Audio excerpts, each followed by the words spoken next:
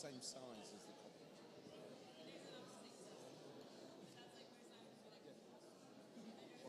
I think it's small. Commons is tiny. You can only fit about 400 in Commons. It's 250.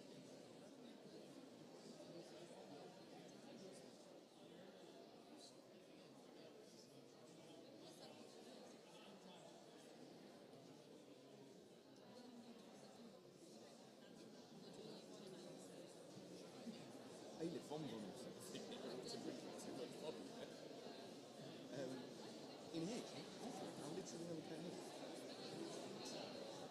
No one I know.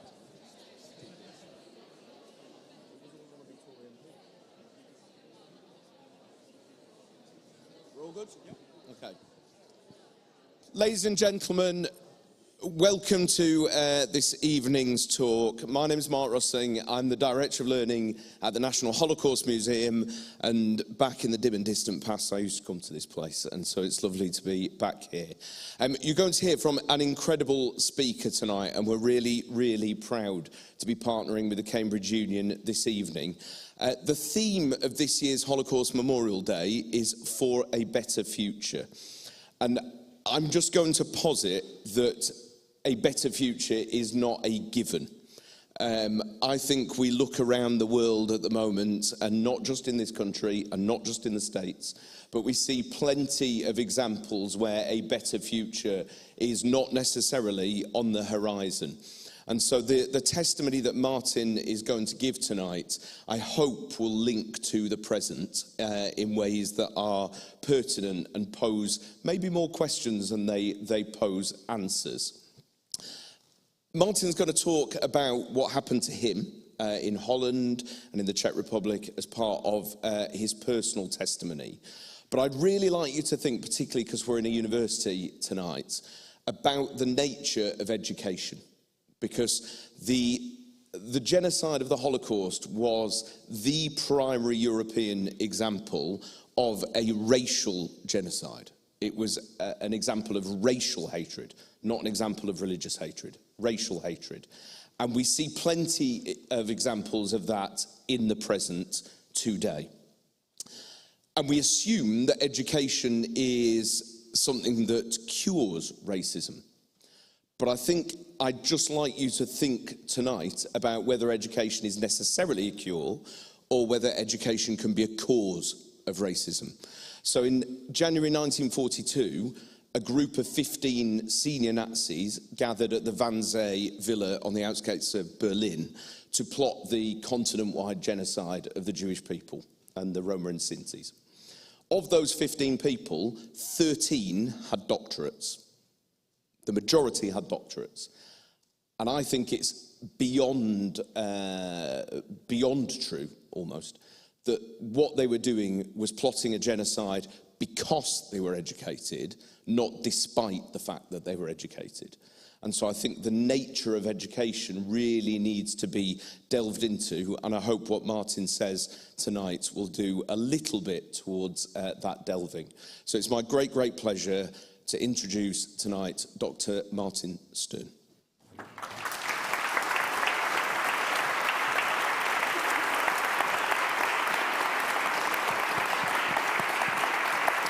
Go here, and then when you're done, you can sit down. But if you start off here, if you want to start off and speak from the podium. Okay. Well, thank you for that introduction, and thank you all for coming for this topic, which is not just about Jews, it's about the human race. The Nazis did not only kill Jews, they didn't like gypsies much either, or people who were homosexual or politically opposed, or Polish, terrible crime apparently, or people who were disabled.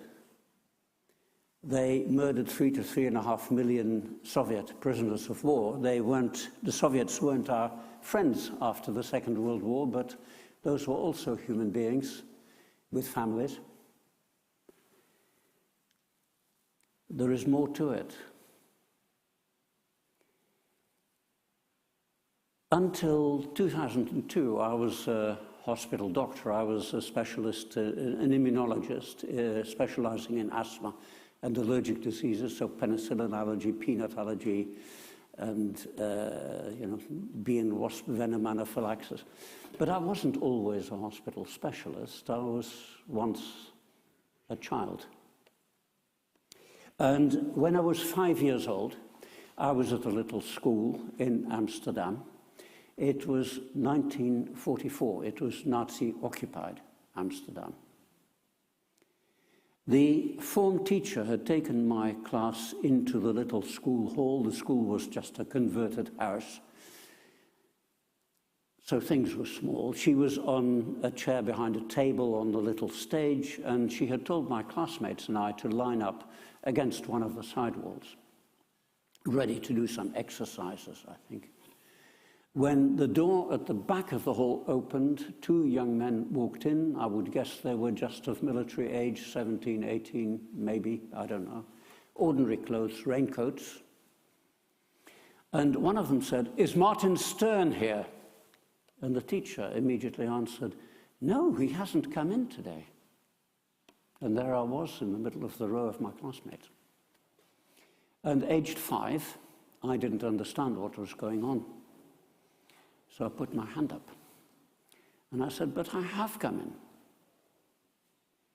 And as these two young men were leading me out of the back of that little hall, I looked round, and I'll never forget the ashen face of the teacher.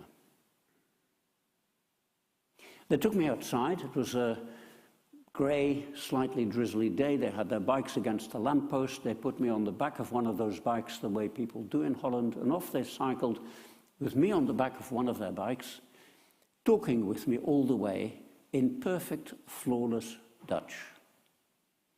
Dutch is difficult to pronounce correctly, especially for people from Germany. My mum and dad were refugees from Germany and spoke with an accent. I had been born in the Netherlands and spoke like any Dutch 5-year-old. These guys were Dutch. We arrived at a big red brick building. It had been a school. The Nazis had booted everybody out and turned it into a holding center and interrogation center. And for adults suspected of resistance activity, a torture center for Amsterdam and district. I was led into a large office with just one desk in it, behind which sat a man in a green military-style uniform who started asking me questions. By this stage, I'd got some questions. When can I go home? When can I go back to school?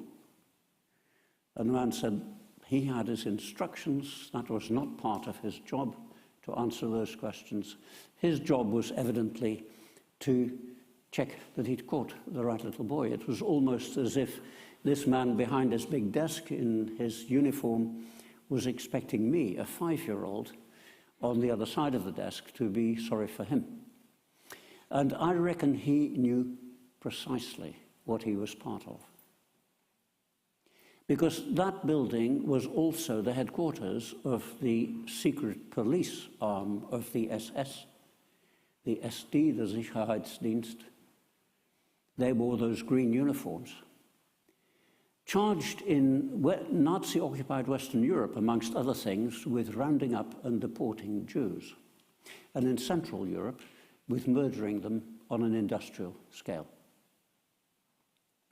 This guy, in what I now know had been the headmaster's office, was not the most junior member of the SD in Amsterdam. I think he knew exactly. As soon as he was satisfied he'd caught the right little boy, he ordered a man who'd been waiting by the door to take me out. School corridor, doors off each side, all shut except one. As I was led past this open door, I could see through it into a smallish classroom, on the far wall a map, and standing there looking at the map with his back to me, a man, one man, whom I recognized.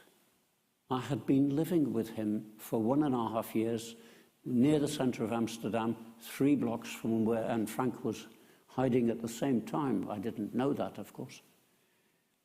So I called out to him, and I wanted to run up to him and ask him what was going on. But I was grabbed by the collar and dragged away. I was not allowed to utter another peep. That's all they wanted. They wanted me, a 5-year-old, to betray the fact that I knew him so well that I could recognize him from behind when I was not expecting to see him in that building. So how did things get to that point? Well, my father was a Jew.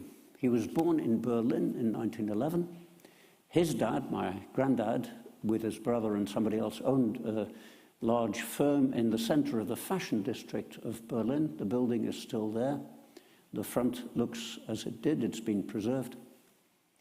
And they made ladies' coats and dresses and sold them in the fashionable center of Berlin and all over Europe. It was a very successful business. My parents lived in a beautiful architect-designed villa in an outlying district of Berlin on the opposite side of the Wannsee, where that infamous conference later took place. And they had a large garden, a house full of beautiful Chinese antiques, and on the wall there was a Van Gogh, a beautiful one, a big one, and a Matisse, and a Klimt, and a Max Liebermann, if that means anything, and other fine paintings. My father, being born 1911, was of course only 3 at the outbreak of the First World War, too little to be a soldier shooting at any of your relatives in the trenches. But he had a much older brother who was old enough and who was a soldier in the German army and may have done that. And a story I've been told about this older brother is that when he came home, one of the first things he would do would be to teach his little kid brother, my dad, to dig a trench. So here was a Jewish family on the outskirts of Berlin, their oldest son fighting for the Kaiser and the fatherland, and teaching his little kid brother to be a good soldier. Well, a fat lot of good it did. Come 1933, democracy in the Weimar Republic having already collapsed, ruled by presidential decree, if that means anything. And in desperation, experienced, wise politicians appointed Adolf Hitler to be it's Kanzler in German, translated as Chancellor. It's really more like Prime Minister of Germany. Being experienced politicians, they thought they could run rings around this guy who had never held political office. And of course, he ran rings around them. Very quickly, no politicians opposed to Nazism in the cabinet. Very quickly, no other political parties, one man, one vote, once.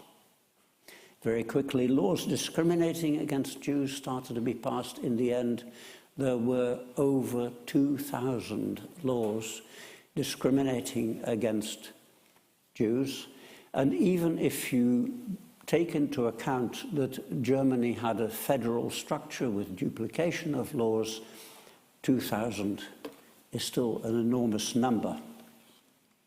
My dad was no longer a little lad in short trousers. He was now a young architect, and he had a friend, another architect, a classmate, I think.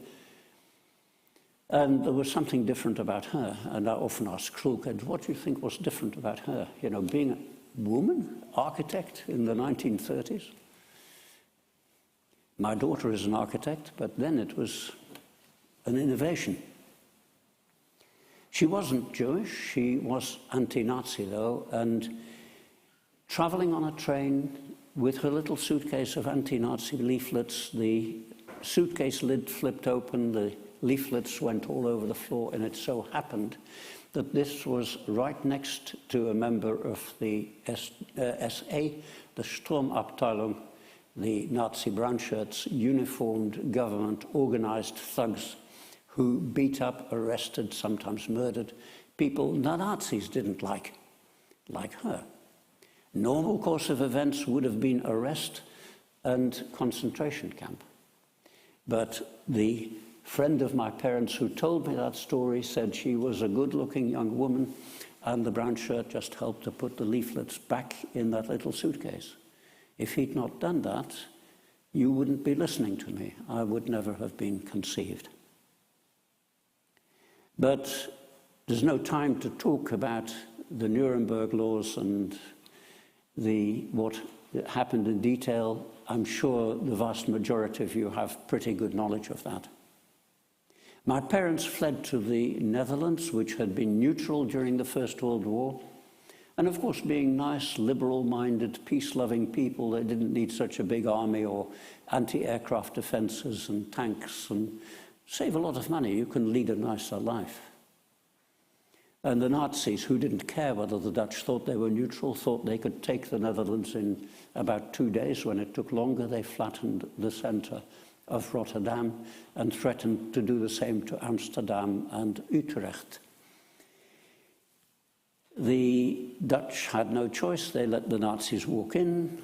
Laws started to be passed against Jews. But although by this time those 2,000 plus laws existed in Germany, Austria, what had been Czechoslovakia, and in Poland, and it would have been easy to load a lorry with those laws and send it across the Dutch frontier and get them translated by the vast numbers of people in the Netherlands who could easily do that. They didn't do it that way. They introduced these laws one by one by one. The Nazis were not mindless thugs. They had minds and they used them. They understood perfectly well that under those circumstances, people's reaction is, well, this is terrible. From tomorrow I couldn't do X, but yesterday I couldn't do Y, and we got by. This war won't last forever. And so the Jews in the Netherlands, whether citizens or refugees, 75% ended up with just one freedom left. The freedom to step forward into a gas chamber in Poland. During this process, it became impossible for my dad to earn his living as an architect. He started making wooden toys. And then he disappeared, and my mum wouldn't tell me where he was. And then my mum stopped me from playing with kids in the street. No television, no computers, no iPads, etc.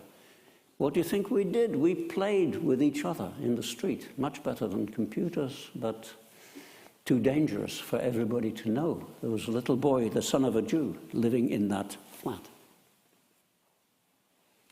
And then one day I saw my dad for the last time. He came home. What had happened? My mum had gone into labor. He risked his life appearing in the street because there were Dutch people who hunted Jews and got money for that and made a bit of a living out of it. He must have known that. He came home to help my mum get to the maternity hospital and to get me off to an architect colleague and friend and his wife to be looked after for a few days. But somebody in the hospital didn't wash their hands. My mum got an infection, childbed fever, no antibiotics yet.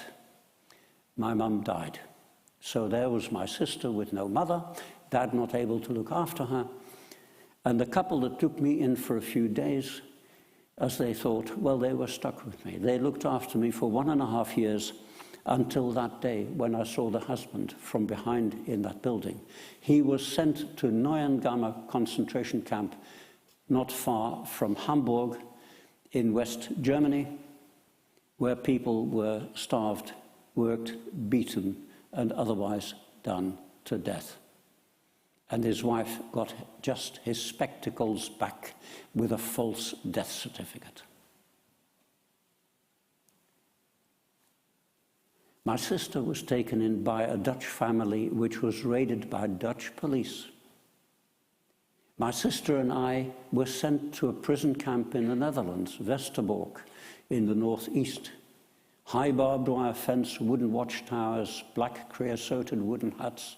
And the first thing I remember being told is, don't go nearer than so many meters from that fence. The guards in those watchtowers will shoot you dead. Each week, a train of goods trucks and cattle trucks came right into the prison camp on a rail spur built by slaves from amongst the prisoners. And I watched these trucks being loaded by railwaymen and by a few soldiers, uniforms, leather holsters on their hips. But I could see their faces perfectly clearly. They were faces such as you see any day on the street, perfectly ordinary. And I think even at the age of 5, I was wondering how such ordinary-looking men could do that to people who I knew were normal people. I had been living amongst them. They were crammed in like sardines. The doors were sealed shut with steel wire. And as the train slowly started to pull out, a soldier with a rifle over his shoulder was standing on a step on the end of each truck, holding on to a handle put there for the purpose. And even a stupid, ignorant 5-year-old knew what one of those soldiers was liable to do with his rifle, should one of those unfortunate people trying to peer out through the little windows manage to scrabble out through the wooden sides during the journey. Of course, my turn came. My sister and I were put in a cattle truck, no room to sit, 1 bucket for a toilet, no food. I think at one stage during the journey, the door was opened very slightly and an enameled mug of water was passed in and shared out. Most of those trains had a board on the side saying where they were going, Auschwitz, Sobibor. But the Nazis had if I'd been on one of those, I wouldn't be alive. My life expectancy on arrival would have been something like 2 hours. But the Nazis had a cunning plan to support their lie that Western European Jews were being resettled rather than murdered. They emptied a Czech town, a walled garrison town. Walls made it a ready-made prison. Garrison town, lots of barracks buildings with dormitories and so on for soldiers. It suited the Nazis. And there they put Jews who were known in the outside world because they had family or reputations, professors, musicians, actors, film directors, and they used those Jews to create the impression that life was all right there. Once the Jews had served their purpose, off they went, about 1,000 at a time, in cattle trucks to be killed elsewhere.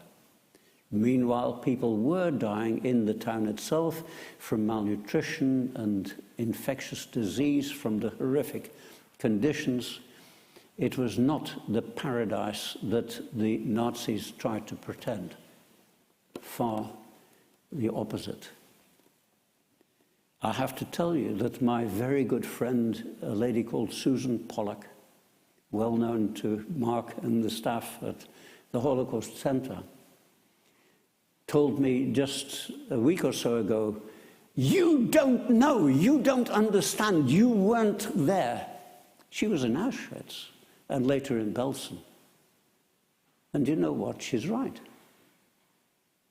Where I was horrific. But Auschwitz and Bergen-Belsen, that's orders of magnitude worse again. You know, the famous cellist, Anita Lasker-Wallfisch, said much the same to her daughter in a recent film. Sorry, that's my time up. We need to study these things, and the discipline involved, of course, is history. But history is essential. We must get the facts right. We never get them absolutely right, but we should do our academic best. But there is more. There is the whole study of what goes on in this cavity we have in our skulls that makes people behave in ways that most of us think no human being would ever behave.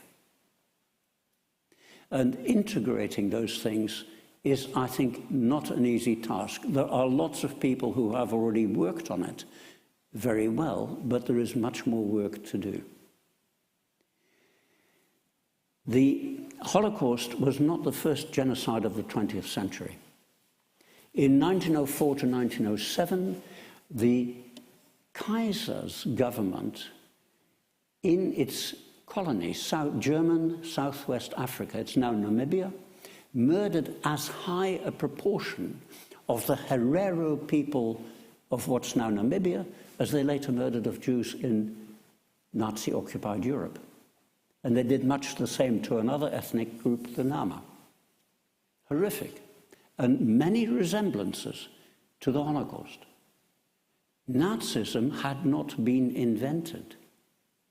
The Germans thought this was good land for farmers, German farmers, provided, of course, it was first cleared of people. 1915, the Armenian genocide.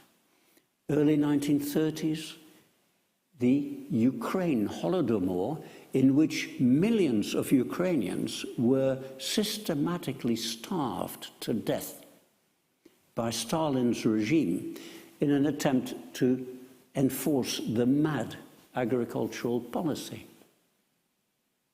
After the Second World War, people said never again.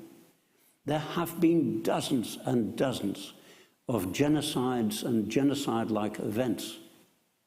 You know, the Chinese 70 million killed by Mao's regime for political reasons, 70 million. It's not a genocide. Mao never intended to kill every last Chinese person, but you try and tell that to the relatives. We're not very good at never again. So it's a subject we need to continue to study. There is a lot to be known, and there is a lot to be studied. Thank you.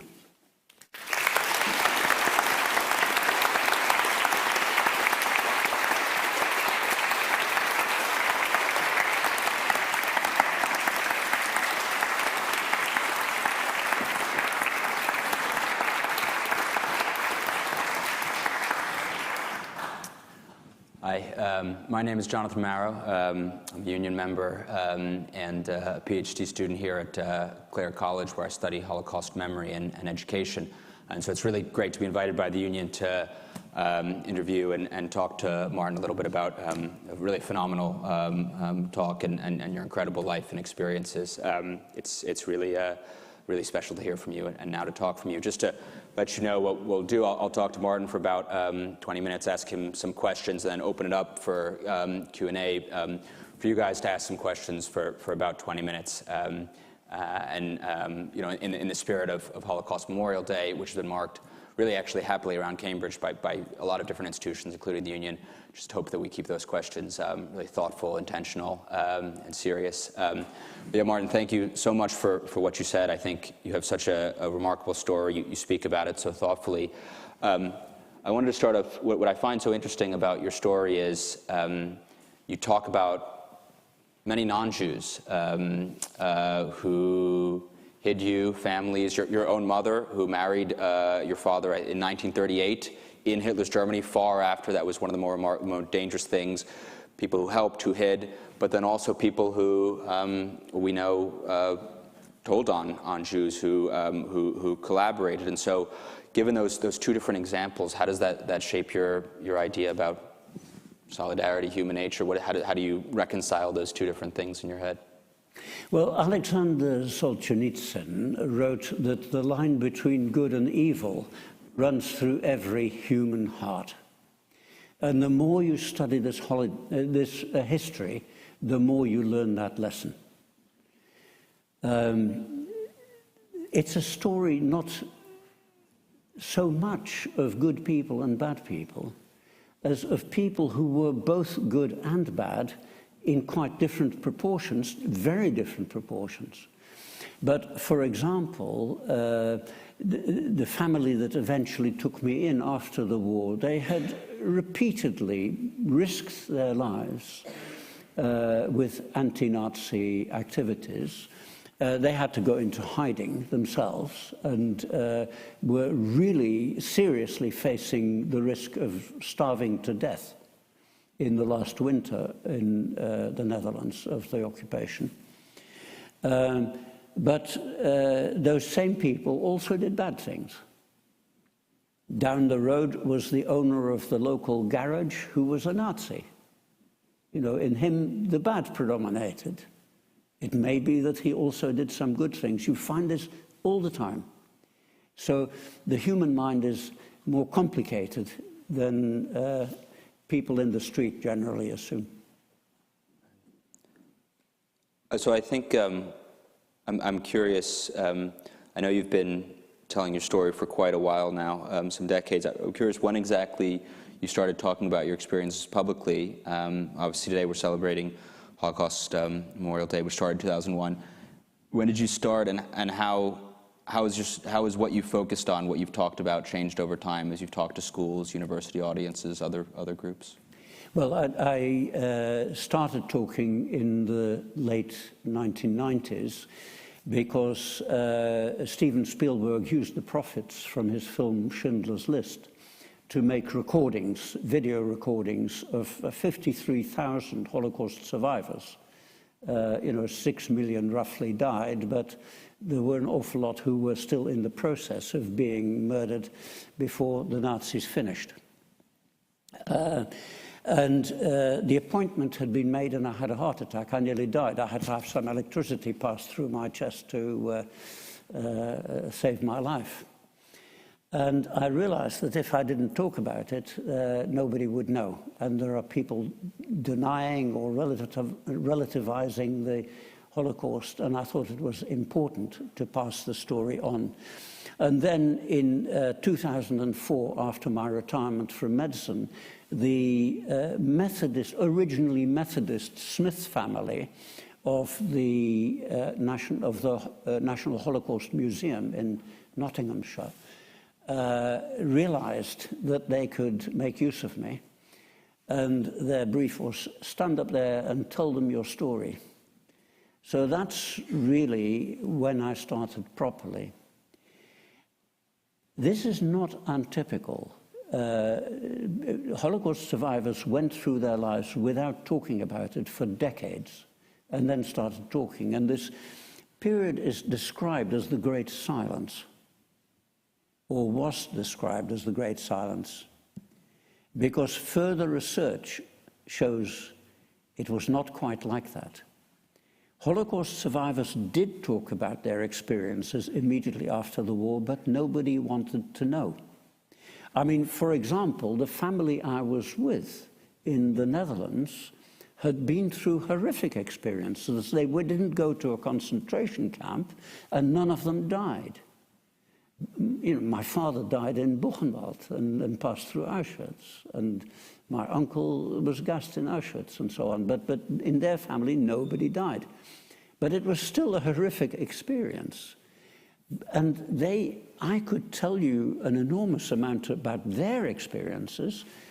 They're all dead now, the people of that generation in that family.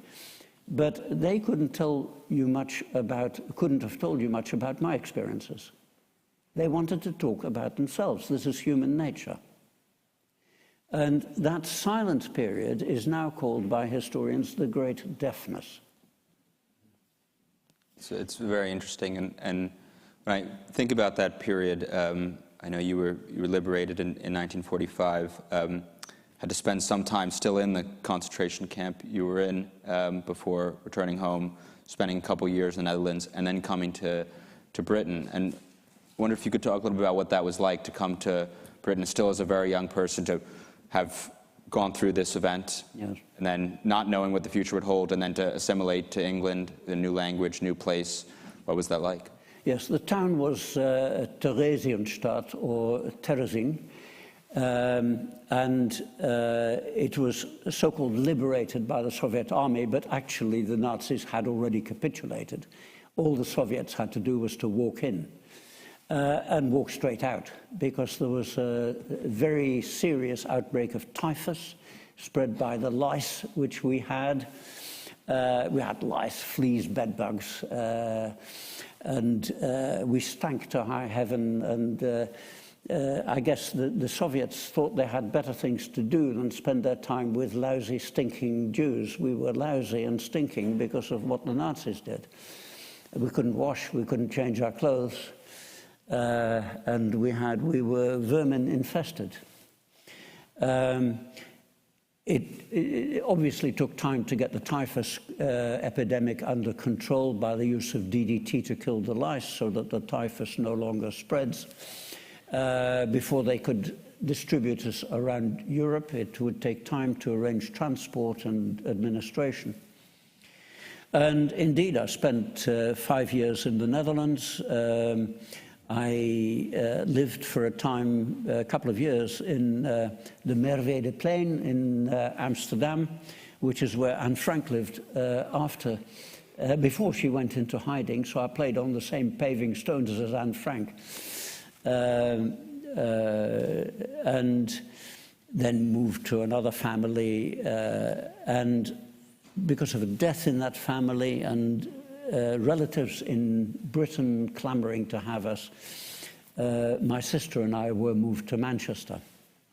And I went to school not speaking English. During French lessons, I couldn't tell when they were speaking French and when they were speaking English. My English wasn't quite up to understanding that, and their French was so bad that mine, which was much better, bore no resemblance. You know, the teacher would say "Qu'est-ce que c'est?" and the pupils would answer "C'est la porte." And you know, if they'd said "Qu'est-ce que c'est?" and "C'est la porte," then I might have understood what they were talking about. But as it was, I understood port was an English word. I'd come through Harwich. I knew that was a port. So, problems. And in history lessons, I was in luck because the next year we were going to do the 17th century, and I'd just been doing that in the Netherlands. I knew about all the sea battles between England and Holland. I knew who had won. That was easy. It was always the Dutch. And I knew the names of the famous admirals and even the color and pattern of the main admiral's coat. So, you know, I could sit back and enjoy it. Funny thing was that in the English history lessons, those battles had never occurred. There were other sea battles, and guess who'd won those? So I had the best history lesson I've had in my entire life. So it's really quite interesting, and I suffered culture shock just crossing the North Sea. They're very similar countries. The Dutch love the British, especially at the end of the Second World War. But still, you know, things that were normal in the Netherlands were very peculiar in England, and it took some adjustment. Appreciate that. And I had to learn English, so I'd try and get by. Yeah. I can appreciate the culture shock. Maar als je wilt dat ik in Nederlands doorga, dan doe ik dat heel gewoon. I'll take your word for it. And I think the poor quality of French instruction in this country hasn't changed much, nor the focus of the history lessons that might be similar. So you referred to how we've made incredible strides in the study of the Holocaust, in history, in related disciplines, as you said, psychology. We have more memorials in museums than ever. We teach it in schools. We have these national events like Holocaust Memorial Day on the one hand, and yet on the other hand we have rising anti-Semitism and denial on social media, anti-Semitism on university campuses, and of course the passing of many survivors as the Holocaust passes from living memory. So I wonder how you feel about that, if you're optimistic, pessimistic, how you deal with these two different things, progress on the one hand and then seems like incredible steps back on the other. Well, this menu you've offered me of optimistic and pessimistic, can I say both? Because we've been trying to teach about the Holocaust mainly since about the mid-90s. And it clearly hasn't cut the mustard. The public sophistication about these things is still abysmal. And as you say, there is again a rise in anti-Semitism, the malady that we thought we were trying to remedy. So it turns out the problem is more complicated than we thought. Still, it is necessary to teach those things, it's just that it isn't enough. And I'm privileged to be associated with the National Holocaust Museum, which of all the organizations, the Holocaust Educational Trust, the Holocaust Memorial Day Trust, the Anne Frank Trust, and the Laxton National Holocaust Museum, they're all really dealing with the Holocaust in one way or another. And of all those, the National Holocaust Center is really trying to look at this issue again and to explore other possibilities, and that I find exciting. So, yes, I'm pessimistic if we simply repeat what we've been doing. You know, the popular saying is that repeating the same action and expecting a different result is a definition of madness. It isn't. I mean, you know, they did train me a bit in psychiatry in my medical training. The definition of madness is more sophisticated than that. But it surely is a definition of one kind of great stupidity. But, you know, we need to explore new things, and we will make mistakes. We will get it wrong some of the time, but unless we try new things, we will not learn. Very important. Appreciate that. So, you know, school kids ask me the same question, and I say, look, I don't know the future. What I do know is who's going to make the future. You. That's a good point. And with that, look at the time, I wanted to open up to folks in the audience who have questions they might want to ask Martin. Would you? Thank you. Thank you so much for your talk. It was absolutely wonderful, very thought-provoking. I just wanted to ask, obviously we've been focusing on the Holocaust throughout tonight, but I wanted to ask sort of how much throughout your life was the events of your early childhood, how much was that sort of omnipresent and always hanging with you, or was there a sort of a life afterwards? Was it always there, or was there an ability to sort of, you know, sort of enjoy sort of, you know, work and sort of relations with people in a... Yeah, I can best illustrate the answer by what happened when I was visited by a childhood friend of my father's who came across from Australia to London, and we spent a day together, and we talked a lot. He was part of a non-Jewish family that fled Germany because they couldn't stand the Nazis and suffered greatly, scattered all over the world in the very difficult circumstances as a result. These were good people, and they had been great friends of my grandparents. And this man had been, you know, my dad, and he played together in the gutter in the street. And at the end of the day, he said to me, now, Martin, this is all in the past, really, isn't it? And I'd never been asked that sort of thing before. And I said to him, every minute of every hour of every day of my life is influenced by it. And afterwards, I thought, you know, am I being a drama queen? Other people suffer. You know, why am I so special? And I asked my Holocaust survivor friends what they thought of that answer. Not one disagreed. So I stick by that. On the other hand, I have children, I have grandchildren. I can't tell you how much joy they have given me and how much they give me. I love music. I love paintings. You know, I've been 5 times to the Van Gogh exhibition at the National Gallery, taking grandchildren and my daughter, who's CEO of Universities UK, and friends. You know, it's a passion.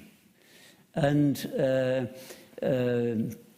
And during my life, I was denied the opportunity to learn to play the piano, but I was determined, and in retirement, I tried to take it up. I phoned my son's former piano teacher, who'd been brilliant with him, whether she thought I was mad to take up the piano after retirement age. And of course, she had a financial interest in being polite.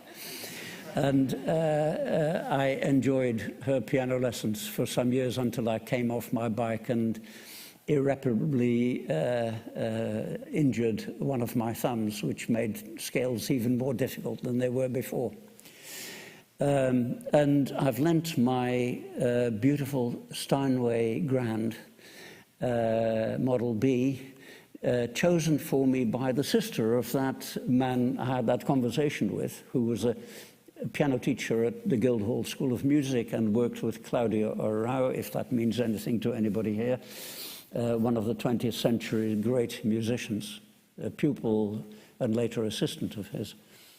And because I'm no longer playing it, I've lent it to a young pianist called Jonathan Ferrucci.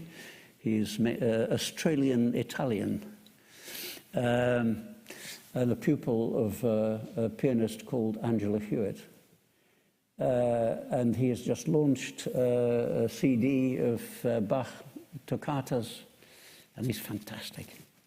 And the joy I get out of that, I can't describe to you. So it's both, it's...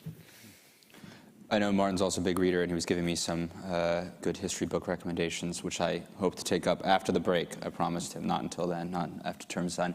Other questions? Yeah, you.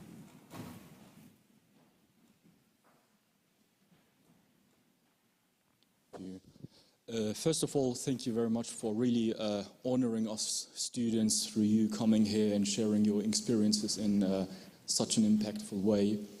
I would like to know, in your opinion, where is it that we failed to take a lesson from history? Because the Holocaust was obviously one of the greatest tragedies taking place in Europe. However, it was not meant to be the last genocide taking place on European ground. So one just has to take a look at Bosnia, for example, a place where the suffering is still very much present, or outside Europe also Gaza probably as the most recent example, or further East Central Asia. So as you yourself said, even though we claim to be on the side of never again, the reality appears to be quite different. So where did we fail in your opinion? Thank you very much. Let me be a bit indirect in the answer, if you'll forgive me. I'm partly blind. I have a condition called glaucoma, and in the upper part of my visual field, I don't see anything. Now, when I was lectured about this condition as a medical student, the ophthalmologist showed slides of the view through a car windscreen, and in the first slide, the top part was black.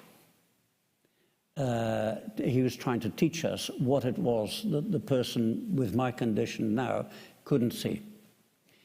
And then he showed the second slide, which was the same slide, but without the top part blacked out, and there in what had been black was a little girl playing ball on the street.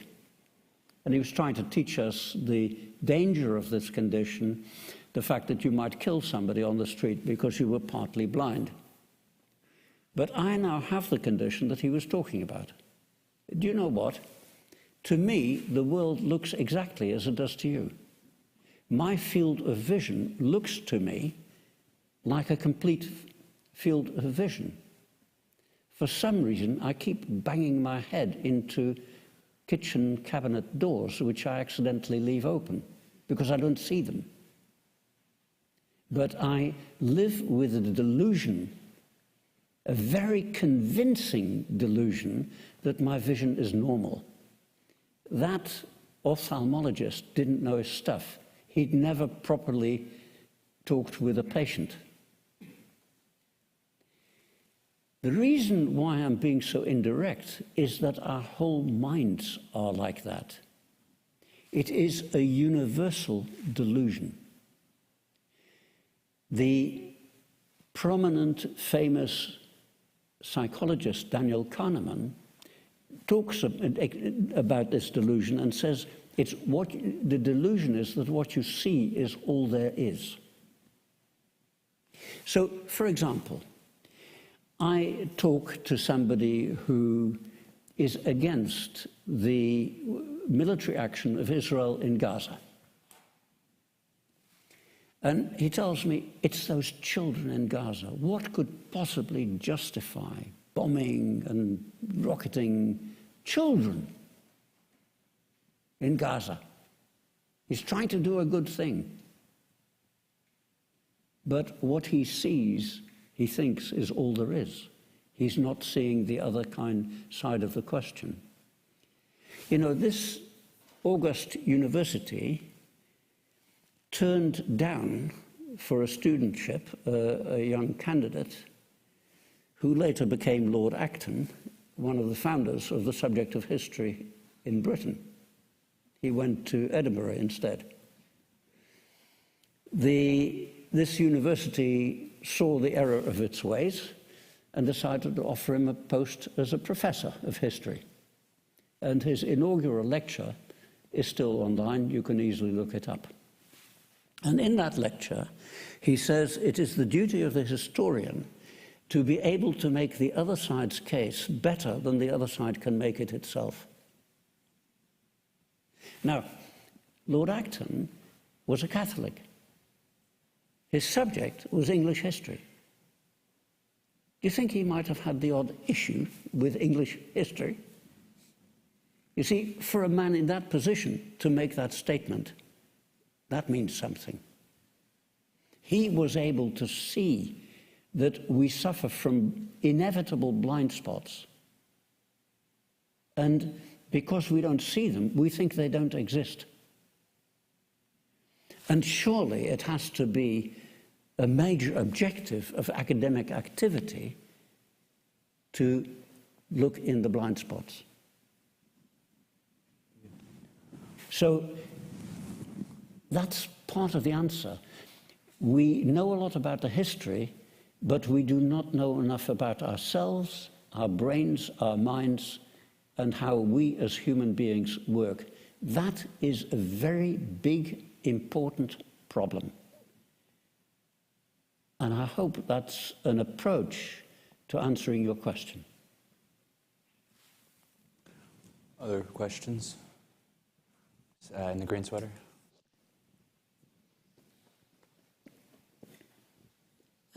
Just to say thank you so much for being here and sharing your story. I know it's a bit repetitive at this point, but we really appreciate it. So from hearing other Holocaust survivors in the past, I've understood that there can be some that have found a disconnect from their Judaism in the aftermath of what they went through, and some that have felt more connected. Do you feel either which way? Have you grown up with your grandkids being connected to their Judaism, or did it sort of push you more away from it? I couldn't quite make that. It's about your Judaism and yes. Okay. How your family is connected to it. Yeah. My grandparents were very superficially religious. I mean, they observed the main Jewish festivals. And at Christmas, they had a Christmas tree because everybody else had one, and it was so nice for the children. If you were an observant Orthodox Jew, you wouldn't do that. And my parents were proud atheists. I never saw any manifestation of religion until after the Second World War. And then I became friends with some boys on the street in Amsterdam, and one day they invited me to a festival. I didn't know what they were talking about, but they were my friends. I went along, and it was the Jewish festival of Sukkot, and I was very impressed. And I came home to the Christian family that was looking after me, and I said I wanted to be brought up as a Jew. And over dinner, the husband explained to me that if I did that, then after my death, I would burn in eternal hellfire.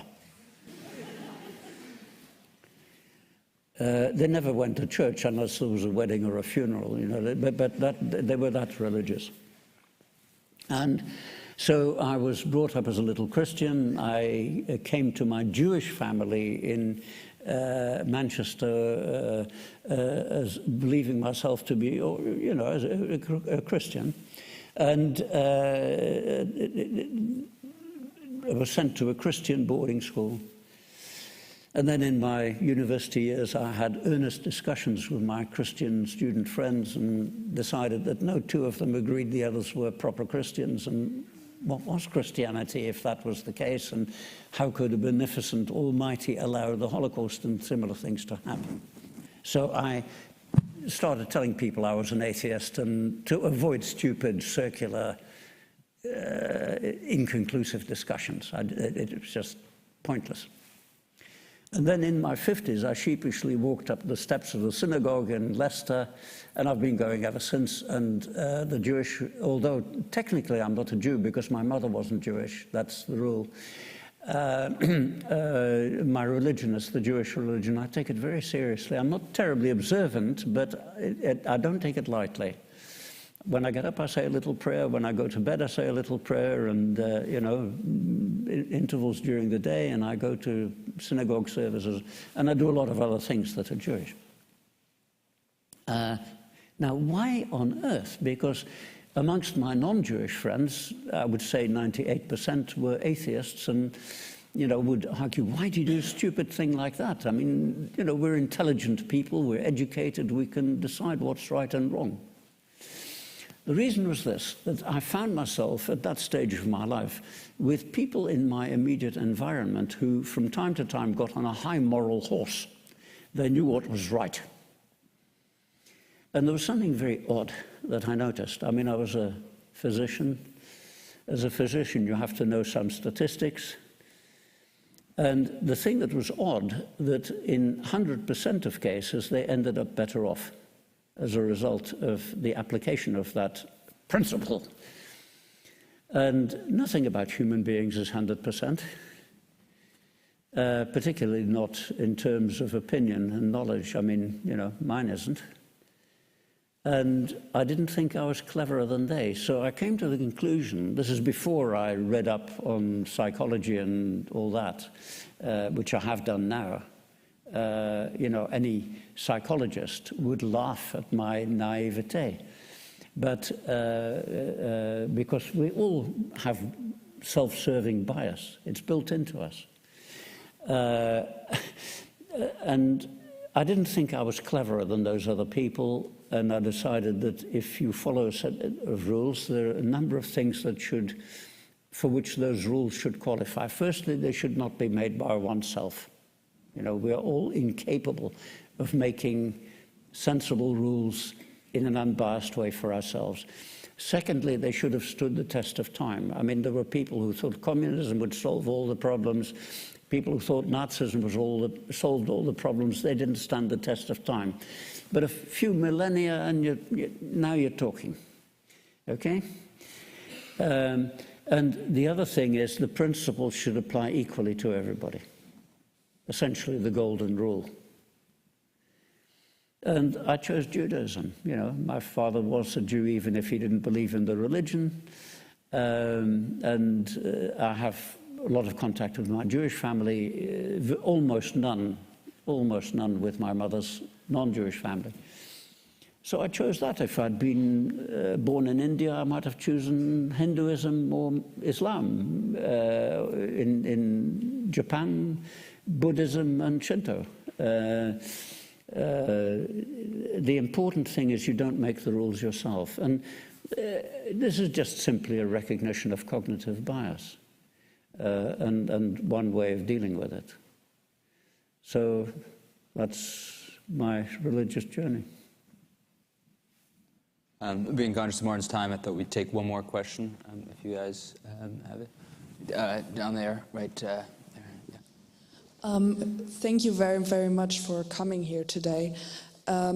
So we are the last generation that has the privilege of being in conversation with Holocaust survivors, and studies show that 2/3 of Germans believe that their parents or their ancestors, whatever, were in the resistance.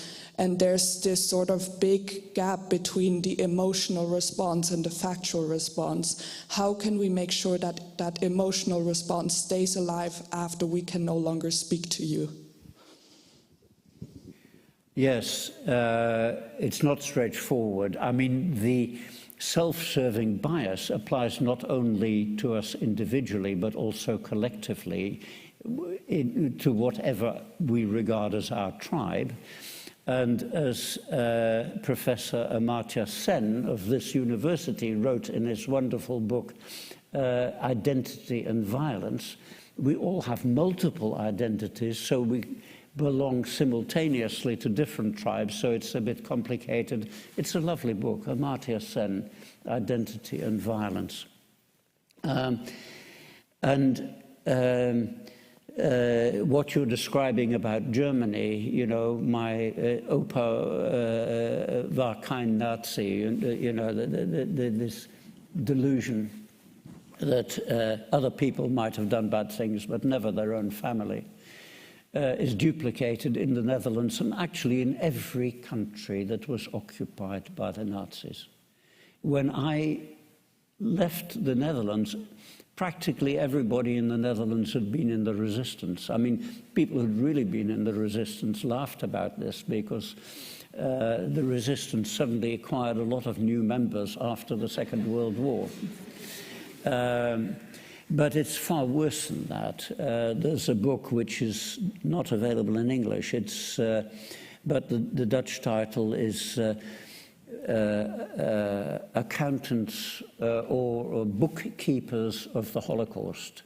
A more meaningful translation might be Bean Counters of the Holocaust. And it describes how Dutch officialdom, from the highest ministers of state to the lowest post office official, by and large, did exactly what the Nazis wanted them to do. Served the Nazis. It's far worse than the Dutch ever let on until it came under scholarly study. And this applies to every occupied country. It applies to the Channel Islands. It would have applied to Britain if it had been invaded. How do you deal with that? Yes, my Holocaust survivor friends are, they've died or they're becoming disabled, they're developing dementia, and you know, I won't last forever. But there are the survivors of other Holocaust and of other genocides. And there are a lot of people in that category who are very good teachers. You know, there are Bosnian Muslims who are fantastic. And there are others. There are other horrors, the rape of Nanking, the multiple horrors in Africa, what has happened in Bangladesh and India and Pakistan. And, you know, there are loads of other human beings who can tell us stories about the horrific potential of the human race if it doesn't learn to understand itself. You know, I say to school kids, if you go back in this spot and sat here 3,000 years ago, and you were able to speak with the people around you and suggest that one day we wouldn't be cannibals, they would laugh at you. And we've managed to get rid of cannibalism. Can't we get rid of mass murder? So it's a complicated question, but I couldn't do the job that I'm doing if I didn't have hope. Whether that hope is realistic, I don't know. But it's my duty, philosophically, religiously, and in other ways, to have hope.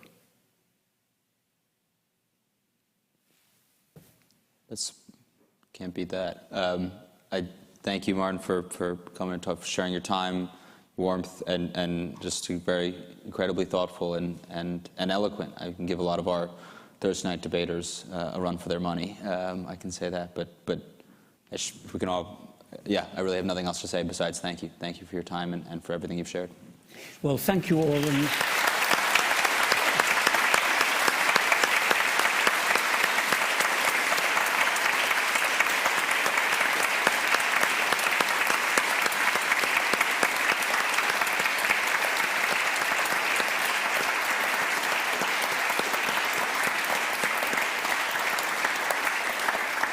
Thank you all for terrific questions. I wish there'd been time for more, and I always love questions because I think it's very difficult to be asleep when you're asking a question. Very good. And thank you very much. Appreciate it. Thank you.